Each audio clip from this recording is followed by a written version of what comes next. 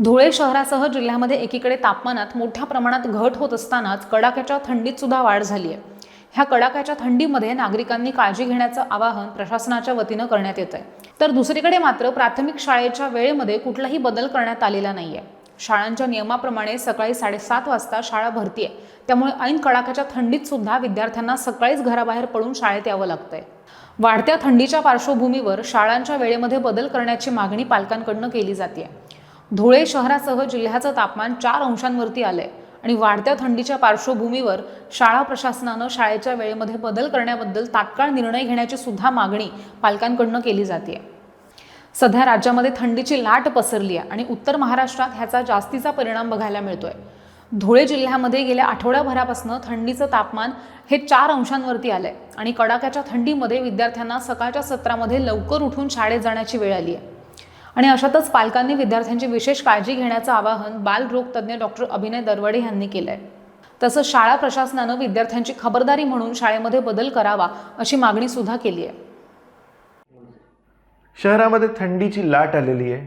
4 degree Celsius तापमान हे बऱ्याच दिवसांपासून आपल्याकडे आहे आणि एवढ्या कडाक्याच्या थंडीमध्ये लहान लहान चिमुकली मुलं ही सगळी शाळेमध्ये जातात। शाळेसाठी लवकर उठावं लागतं। ती शाळेसाठी नुसती जाण्याची तयारीच करणं नाही, तर एवढ्या कडाक्याच्या थंडीमध्ये बसेस, व्हॅन्स, त्या रिक्षा आणि कधीकधी तर अगदी पालकांच्या मागे पुढे बसूनसुद्धा ही मुलं, काही पायी जाणारीसुद्धा मुलं आपल्याला या एवढ्या थंडीमध्ये बघायला मिळत आहेत। अपेक्षा माफक अशी आहे की एवढ्या थंडीमध्ये पालकांनी काय काळजी घ्यायला हवी आणि शाळेनेसुद्धा काय काळजी घ्यायला हवी हे सुद्धा तितकंच महत्त्वाचं आहे। डॉक्टर म्हणून ज्यावेळेला आम्ही या समाजामधल्या या चित्राला बघतो त्यावेळेला आम्हाला असं वाटतं की एवढ्या सर्दी खोकल्याला आणि व्हायरल इन्फेक्शन्सला मुलांना बळी पडावं लागतं आहे। त्याचं कारण एवढ्या थंडीमध्ये त्यांना सकाळी पहाटे लवकर उठून जावं लागणं। हे कमी करता येईल का?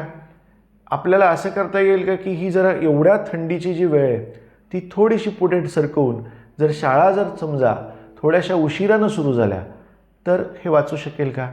याचं कुठेतरी शासनानं, प्रशासनानं आणि संपूर्ण सगळ्या शाळांनीसुद्धा विचार करण्याची खरं म्हणजे वेळ आलेली आहे।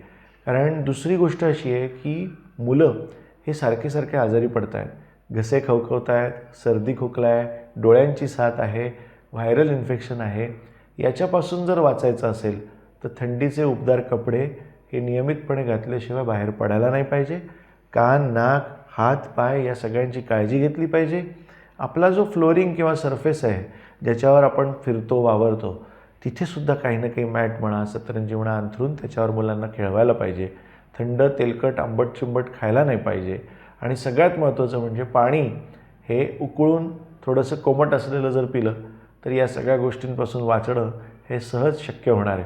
म्हणून पुन्हा एकदा शाळांना मी विनंती करतो की थोडंसं उशिरा जर आपण शाळा भरवली तर या चिमुकल्यांना एवढ्या थंडीच्या तडाख्यापासून आपण कुठेतरी वाचवू शकू।